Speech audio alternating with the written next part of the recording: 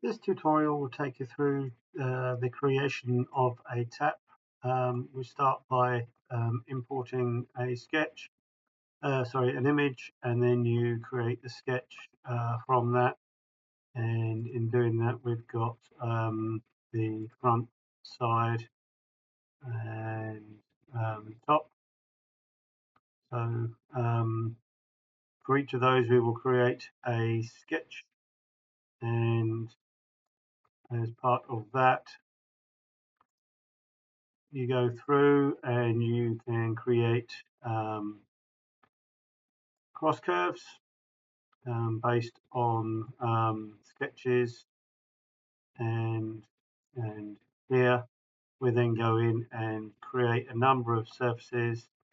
We can then blend them, and finally we convert it all into a body feature. So that is the process that we go through, and